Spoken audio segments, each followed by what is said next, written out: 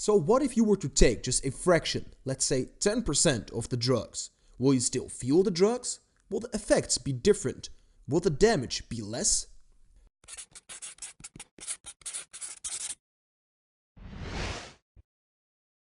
Disclaimer: I do not endorse drug use in any way. This video is made for informational and educational purposes. Notice: I am not a doctor. Please consult your physician first before making any changes in your health regimen. When we hear the word drugs, we will all associate something with it. Maybe the first thing that pops up in your head is your friend who was rolling so hard that he was drinking from an empty cup for an hour. Or perhaps you're thinking about the laws and punishments that are related to drugs. Or, in the worst case scenario, you might be thinking about overdoses and people dying. To all of the above, the same thing applies, namely that it only happens in moderate to large quantities of drugs, with the exception of punishments in some countries. So what if you were to take just a fraction, let's say 10% of the drugs? Will you still feel the drugs? Will the effects be different? Will the damage be less? These are very intriguing questions that scientists have been studying since the 50s. Unfortunately, a lot of the research was halted for many decades due to legality issues, but some empirical research has persisted through these years, giving us some very interesting insights into the effects and benefits of taking very small quantities of drugs.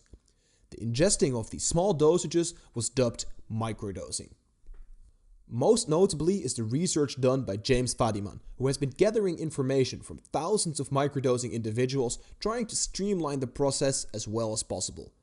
The type of drugs that are mostly used for microdosing are LSD and psilocybin, although other psychedelics and even marijuana are used as well.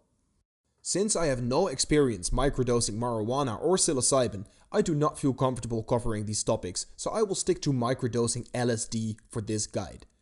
When you use a psychedelic drug, you should always keep in mind that the effect of the drug may differ per person and closely correlates with your emotional state.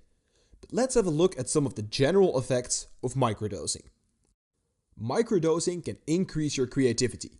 If we think about the potential of a full dose to make complex new neural connections, it isn't too weird that a small dose can help stimulate creativity to a certain degree as well. This synergizes perfectly with the increase in workflow that is also gained from microdosing.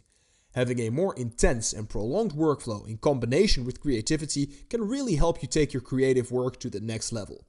What I've noticed is that it helps to have a routine in place that already promotes a healthy workflow to optimize results. After all, you can be the most creative person alive, but as long as you're procrastinating, you won't paint the next Mona Lisa. Another interesting effect is that of increased physical energy. Whenever you work out during a microdose, everything tends to be just a little easier and more enjoyable. Combine this with the increased mental energy that is gained, and you'll notice that you'll push through boundaries more consistently and raise the bar of your workout. This mental fortitude, and in my case even pleasure of overcoming adversity, gives a new fun dimension to pushing yourself to the limit. As a cherry on top, you also tend to be more focused and coordinated, giving you a real good sense of how your body is moving. On the more reflective side of things, microdosing tends to heighten spiritual awareness. Spirituality has become such a loaded word, but what I'm talking about is feeling that connection to your inner self and the force that guides everything in creation. Being more in touch with this force gives you a healthy respect for existence and grounds you. All of a sudden, petty annoyances, little feuds, and spiteful arguments seem very irrelevant. This goes hand in hand with the increased emotional sensitivity and balance gained from microdosing. With emotional balance, I refer to the way you react to your emotions, not to the emotions themselves. Having stronger and more sincere emotions can both positively and negatively enhance your state of mind. This is why it's important to have a positive mindset when microdosing, to increase the benefits and cap the downsides. Having control over the way you react to your emotions can also be tremendously powerful. Combining these three factors, the heightened spiritual awareness, increased emotional sensitivity, and improved emotional reaction, can significantly improve your interactions with other people and help deepen bonds. After all, if you manage to strike an emotional chord with someone in a meaningful and calm way, they will most likely appreciate you for it. People have also reported microdosing to help against depression. Personally, I found it to do the opposite by enhancing negative states of mind, but everyone is different and it's definitely worth finding out for yourself. For me, building a solid routine with healthy habits has been the best remedy for depression by far. So let's have a look at some of the risks of microdosing. Even though there are no major risks to microdosing, there are some possible downsides. If you have any kind of mental illness, I highly advise you to seek medical assistance before trying any dose of psychedelics, as it might worsen your mental state. Another risk is taking a too large dose. Since you microdose during daily activities, it's important you don't take too much and end up tripping balls in traffic or during your presentation. I've had similar experiences, and trust me, it's messed up. As mentioned earlier, increased emotional sensitivity can also be a downside. In itself, it's not a negative thing, but it can get you stuck in a negative loop. On some occasions, it gave me some mini existential crises, but sober, I'm sensitive to this as well. On the upside, you still learn a lot about yourself from these experiences. So now that we've had a look at the pros and cons of microdosing, it's time to make a well thought through decision. If you got just as curious and excited as I did when I first heard about microdosing, you should be good to go. Please be aware though that microdosing works on a subperceptible level, meaning its effects are noticeable but not perception altering. So if you expect to see the world like Bradley Cooper in Limitless, I have to disappoint you. The first and foremost step to microdosing is getting your LSD. This is probably the most complicated step as well. Please keep in mind that in many countries LSD is an illegal substance. Inform yourself properly about the risks before trying to obtain it. I think the easiest method with the lowest risk and the highest quality is to use the dark web.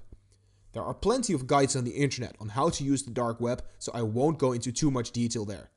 Just make sure you use a VPN server if you do decide to use the dark web to cover up your IP address. Another important thing is to test your LSD after you've got some. Even when there's a ton of positive reviews or references from friends, it can never harm to test it, and it can always hurt not to. So now that we're set to go, we should probably have a look at the dosage.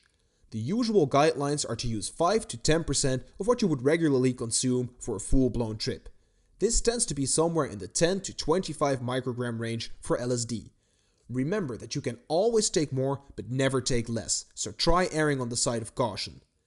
With this in mind, it's probably wise to do your first microdoses on days where you have nothing planned so you can figure out that sweet spot for yourself.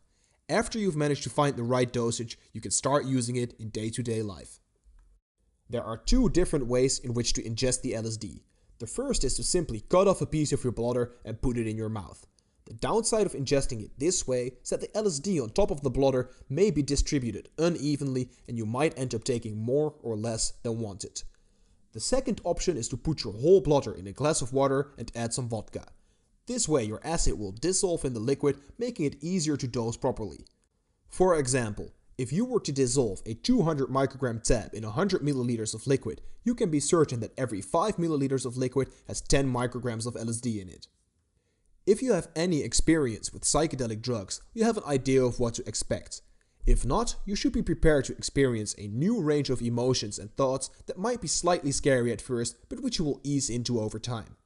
After you've expanded your mind like this, it's not at all unusual for lingering thoughts and ideas to stick around for quite a while. This is why many people report the second day to be just as valuable or even more valuable as the first one. After you've tried microdosing a couple of times and you liked it, you can start doing it in day-to-day life. The peculiar thing about psychedelics, however, is that they lose a major part of their effectiveness when used in succession. If you feel 100% the first day, you might feel 20% the second day and feel 5% on the third. This is also one of the reasons why it's near impossible to get addicted to psychedelics. I think this has something to do with the tiring of the serotonin receptors, since I've also noticed a cross-tolerance between MDMA and other psychedelics, but this is just speculation. A good routine for effective use is the 3-day cycle. On the first day, you take the microdose and enjoy its benefits. On the second day, you experience and notice residual effects. On the third day, you take a rest day and have a regular day. After you gave your brain a rest and you ingest again on the next day, your tolerance should be completely gone and you can start the cycle all over again. If you want to get the full benefits, you can also try to actively learn from your microdose. Microdosing by itself is already an amazing experience and journey within yourself and within a new perception of the world. But there is so much benefit to be gained if you lock the experience and lessons you learned during microdosing. The lessons you write down for yourself are the ones that you will understand the best in the future. Microdosing is not simply a fun thing to do, but it's a tool to better yourself. If you use it in this fashion, you will gain insights into your life that you otherwise wouldn't get. How the tool is used is up to you.